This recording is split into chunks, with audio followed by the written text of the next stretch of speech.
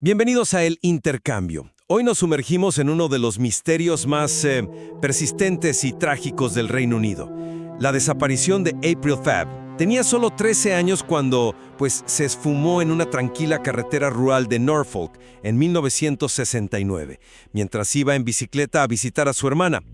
Un trayecto corto, apenas 3 kilómetros, que se convirtió en un vacío de 55 años. Su bicicleta apareció minutos después en un campo, pero de April, nunca más se supo nada. El material que analizamos hoy nos lleva a una pregunta central, una que ha perseguido este caso durante décadas. ¿Es realmente plausible que el notorio asesino en serie Robert Black fuera responsable? Dadas las similitudes con sus otros crímenes, o la absoluta falta de pruebas directas en este caso específico, lo convierte en una especulación más. Yo argumentaré que el patrón de Black es tan coincidente que lo señala como el sospechoso más lógico, a pesar de las lagunas. Y yo, por mi parte, sostendré que, sin una sola prueba concreta, ¿sabes?, que vincule a Black con Norfolk en abril de 1969, su implicación sigue siendo una hipótesis, sí, atractiva quizás, pero fundamentalmente no probada. Argumentaré que la persistencia del misterio y todas esas múltiples pistas fallidas sugieran que la respuesta podría ser mucho más compleja o completamente diferente. O sea, que debemos resistir la tentación de cerrar el caso con un nombre conocido, pero sin evidencia sólida en este incidente particular. Mi posición se basa en las inquietantes similitudes entre la desaparición de April y el modus operandi, es decir, el método característico de Robert Black. Sabemos que Black atacaba específicamente a niñas y adolescentes, a menudo en zonas rurales y aisladas, aprovechando precisamente su trabajo como repartidor de larga distancia. Esto le daba una coartada perfecta, para estar en casi cualquier parte del Reino Unido sin levantar sospechas inmediatas. Sus víctimas frecuentemente eran vulnerables, como niñas solas en bicicleta. Y más importante aún, tenía la costumbre documentada de deshacerse de los cuerpos muy, muy lejos del lugar del secuestro, lo que complicaba enormemente las investigaciones locales. Y luego está el caso de Jeanette Tate, desaparecida 9 años después, en 1978, en Devon, que es casi un espejo. 13 años, también en bicicleta repartiendo periódicos en una zona rural. Fíjate que la policía de Devon estaba tan convencida de la culpabilidad de Black en el caso Tate, que, estaban a punto de acusarlo formalmente por su asesinato justo antes de que él muriera en prisión en 2016. Y no olvidemos que tras su condena en 1994 por los asesinatos confirmados de otras 3 niñas, múltiples fuerzas policiales, incluyendo explícitamente la de Norfolk, declararon su intención de interrogarlo sobre casos sin resolver, como el de April. Esto, no surge de la nada, es una sospecha oficial basada en un patrón criminal muy específico y aterradoramente consistente. Para mí, aunque falte la huella digital o el testigo ocular en Norfolk ese día, el perfil global de Black lo convierte en la explicación, la más coherente. Yo lo abordo desde otro ángulo. El eje de mi argumento es la piedra angular de cualquier investigación criminal, la evidencia directa. Y en el caso de April Fabb, la propia policía de Norfolk, la fuerza que ha investigado esto durante más de medio siglo, ha sido categórica. No existe ninguna evidencia forense, ni testimonial, ni circunstancial que sitúe a Robert Black en o cerca del pueblo de Metton, Norfolk, el 8 de abril de 1969. O sea, sin ese vínculo fundamental con el lugar y el momento, atribuirle este crimen específico se convierte en un ejercicio de inferencia basado en patrones, no en hechos concretos del caso. Las similitudes en el método son, sin duda, notables, y justifican que se le considere un sospechoso potencial. Eso es innegable. Ajá. Pero los patrones por sí solos no son prueba de culpabilidad en un caso individual. Lamentablemente, crímenes horrendos contra menores comparten a veces características sin estar conectados por el mismo perpetrador. Además, no podemos ignorar la vasta y frustrante historia de la investigación. Se siguieron innumerables pistas, un pañuelo con sangre encontrado cerca que, resultó no tener relación, el avistamiento no confirmado de una niña parecida a April en un tren hacia Norwich, teorías sobre un posible entierro clandestino durante la construcción masiva de la terminal de gas de Bacton en esa época, incluso una excavación en un pozo en 2010 basada en un recuerdo vago sobre láminas de polietileno vistas décadas atrás. Esta dispersión de esfuerzos y callejones sin salida no solo muestra la complejidad del caso, sino también que la policía exploró activamente muchas otras vías, ¿sabes? No estaban convencidos de tener una respuesta clara. Enfocarse tanto en Black, aunque comprensible por su notoriedad, pues corre el riesgo de eclipsar otras posibilidades y de simplificar un misterio que ha resistido décadas de investigación, precisamente porque carece de una pista sólida que apunte en una dirección clara. La conexión con Black sigue siendo, en mi opinión, especulativa. Entiendo perfectamente la importancia crucial de la evidencia directa en un proceso penal, pero en un caso sin resolver de hace 55 años, a veces los patrones y la evidencia circunstancial son, pues, lo único que queda. Y las coincidencias aquí son, francamente, escalofriantes. No hablamos de similitudes vagas. Hablamos de una niña de 13 años, sola, en bicicleta, en una carretera rural aislada. Este es precisamente el perfil de víctima y escenario que Black buscaba repetidamente.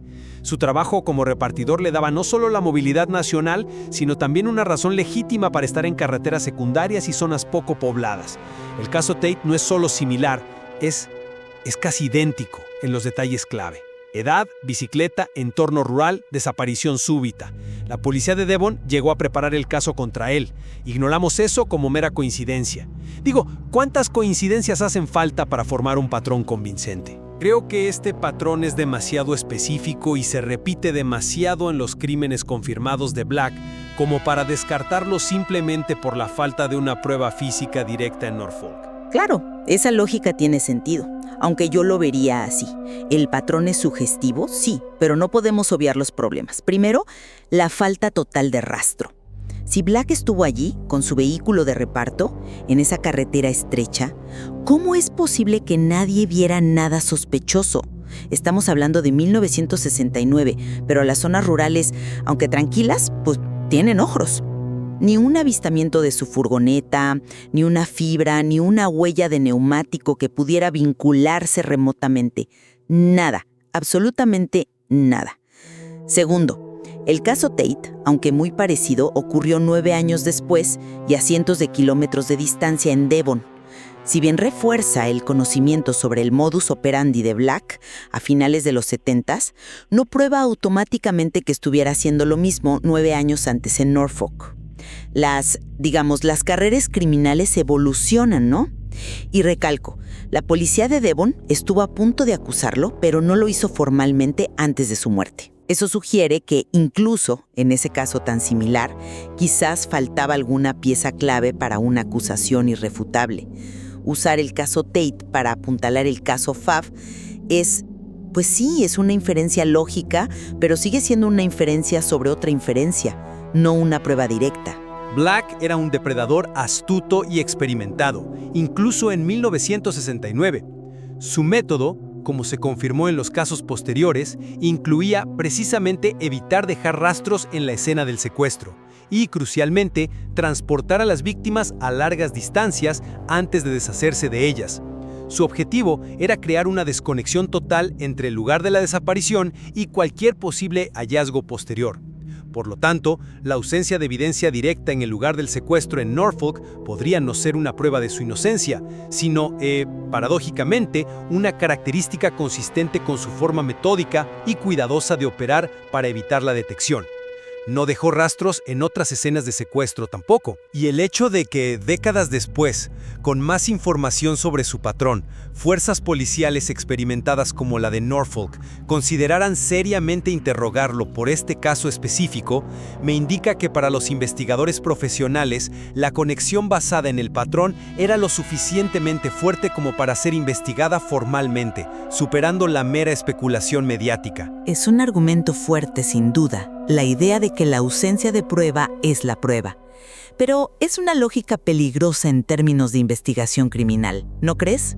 Nos lleva a un terreno donde la falta de evidencia se reinterpreta para ajustarse a la teoría predominante. La declaración oficial de la policía de Norfolk sigue siendo el ancla. Ninguna evidencia conecta a Black con Norfolk en 1969. No podemos simplemente descartar esa afirmación fundamental.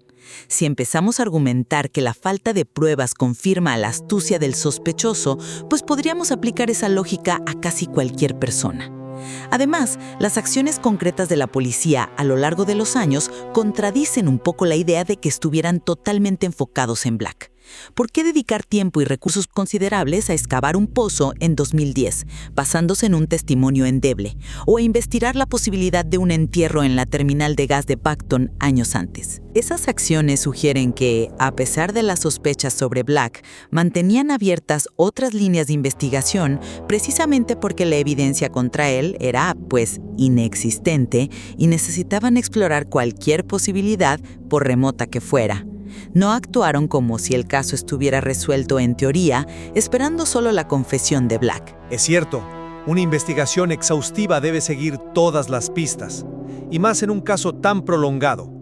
Pero volvamos a los hechos específicos de la desaparición de April, que son extraordinarios. Desapareció en un intervalo de tiempo increíblemente corto. Solo 7 minutos entre que un conductor de camión la vio pedaleando y el momento en que sus hermanos, que venían en coche, encontraron su bicicleta tirada en el campo al lado de la carretera. 7 minutos. Esa rapidez casi quirúrgica. En pleno día, aunque en una carretera aislada, sin que nadie viera el momento exacto del secuestro. ¿No sugiere eso un ataque relámpago, obra de alguien con experiencia, capaz de identificar una oportunidad y actuar de forma decisiva y veloz? ¿Alguien como Black, acostumbrado a operar rápido? Y el detalle de la bicicleta, no estaba simplemente apoyada, sino arrojada sobre un terraplén de casi 2 metros. Esto podría interpretarse como la acción apresurada de alguien que quiere quitarla de la vista rápidamente para evitar que sea descubierta de inmediato, dándole más tiempo para escapar. Encaja con un secuestro rápido y eficiente, creo yo. Mi enfoque es distinto respecto a esos 7 minutos y la bicicleta. Esa rapidez extrema podría interpretarse justo al revés. Son 7 minutos tiempo suficiente para que un depredador forastero, incluso un experimentado como Black, detecte a la víctima, la intercepte, la someta, la meta en un vehículo y desaparezca sin dejar rastro ni ser visto. Todo en una carretera desconocida para él. Suena casi imposiblemente rápido. ¿No podría sugerir, alternativamente, a alguien con un conocimiento íntimo del lugar, que supiera exactamente dónde y cuándo actuar? Quizás alguien local. O incluso podría apuntar a algo más caótico, un encuentro fortuito, un accidente que derivó en pánico y un encubrimiento apresurado. El acto de arrojar la bicicleta sobre un terraplén alto no suena necesariamente sigiloso o eficiente. Podría ser un acto de pánico o el resultado de una lucha, algo menos metódico de lo que esperaríamos de Black. Además, el material menciona que este caso ha sido vinculado especulativamente a otros 20 misterios o desapariciones. Aunque esas vinculaciones sean débiles, subraya lo singular y desconcertante que es este caso. Reducirlo solo a Black podría ser ignorar otros factores desconocidos o una dinámica local que nunca se descubrió. La rapidez podría ser la clave, sí, pero no necesariamente apuntando a Black. Claro, entiendo que esos detalles pueden tener múltiples interpretaciones, y la mención de teorías más extrañas o la intervención de psíquicos, que también aparecen en el recuento del caso, ciertamente reflejan la desesperación y el vacío de información concreta que ha caracterizado esta investigación durante tanto tiempo. Eso es habitual en casos fríos que capturan la imaginación pública. Sin embargo, creo que esas distracciones y la falta de progreso en otras líneas no invalidan la hipótesis de Black, que sigue siendo la más sólida estructuralmente. A pesar de todos los callejones sin salida y las décadas transcurridas, si nos preguntamos qué tipo de individuo cometía este tipo de crímenes, secuestro de niñas en zonas rurales, en el Reino Unido en esa época, con la capacidad logística, vehículo, viajes largos y la demostrada depravación para hacerlo, pues el nombre de Robert Black encaja de manera preeminente. Era un depredador activo justo en ese periodo, con un método que coincide en puntos clave. Puede que no tengamos la pistola humeante en Norfolk, pero tenemos un perfil y un patrón que son difíciles de ignorar en el contexto general. Disculpa, pero eso simplemente no me cuadra del todo. Esas teorías descabelladas y, más importante, las múltiples pistas fallidas investigadas seriamente por la policía no son solo ruido de fondo. Para mí, ilustran algo fundamental. La investigación estuvo dando palos de ciego porque probablemente la respuesta no estaba donde se buscaba, o la evidencia crucial se perdió, o nunca existió. La teoría de Blackmalen es una posibilidad, sí, quizás incluso la más publicitada por su notoriedad posterior, pero tratarla como la explicación más probable sin una sola prueba directa, en este caso, corre el riesgo de cerrar la puerta a otras posibilidades. ¿Y si fue alguien local que nunca estuvo en el radar? Un oportunista que cometió un único crimen terrible, un accidente encubierto. La persistencia del misterio durante 55 años sugiere fuertemente que la solución no es ni ha sido nunca obvia. La teoría de Black destaca por quién era él, pero no necesariamente por una conexión fáctica demostrable con la desaparición de April Fabb en 1969. Es una hipótesis conveniente, sí, pero no por ello la correcta. Rural son demasiado específicas y consistentes con sus crímenes posteriores confirmados, especialmente el caso casi idéntico de Janet Tate, como para ser descartadas. Si a eso sumamos su perfil criminal conocido, su movilidad como repartidor por todo el país y la sospecha fundada de múltiples cuerpos policiales, pues considero que Robert Black sigue siendo el sospechoso más plausible, aunque no probado, en la trágica desaparición de April Fabb. El patrón es, en mi opinión, demasiado fuerte para ser simple coincidencia, incluso considerando su habilidad para no dejar rastros. Y yo concluyo reafirmando mi postura. La ausencia total y admitida por la propia policía de evidencia directa que vincule a Robert Black con el lugar y el momento del crimen es un obstáculo insalvable para considerarlo el culpable más probable. Enfocarse en él es comprensible por su perfil y sus otros crímenes horrendos, pero hacerlo sin pruebas concretas en este caso nos mantiene en el terreno de la especulación informada, no de la conclusión basada en hechos. Los numerosos callejones sin salida, la naturaleza increíblemente rápida y extraña de la desaparición en apenas 7 minutos y la falta persistente de cualquier vínculo tangible después de 55 años, todo esto solidifica este caso como un profundo y doloroso enigma. La verdad sobre lo que le pasó a April Fabb podría ser muy diferente de las teorías que barajamos, incluida la de Black, y quizás nunca la sepamos. Más allá de nuestras diferencias de interpretación sobre la probabilidad de la implicación de Black, creo que ambos estamos de acuerdo en que la desaparición de April Fabb representa una herida abierta, una tragedia sin cierre que ha marcado a una familia y a una comunidad durante más de medio siglo. Es particularmente desolador pensar en sus padres, ¿no? Que fallecieron sin saber nunca qué fue de su hija y que, según se informa, mantuvieron su habitación intacta durante décadas. Un testimonio silencioso y desgarrador de su ausencia y de la esperanza perdida. Exactamente. Y quizás el valor de discutir estas diferentes perspectivas, la fuerza del patrón contra la ausencia de pruebas, la lógica de un asesino en serie frente a la posibilidad de lo desconocido, reside precisamente en reconocer la complejidad de estos misterios que perduran. Nos obliga a sopesar la evidencia que tenemos, pero también a aceptar los límites de nuestro conocimiento.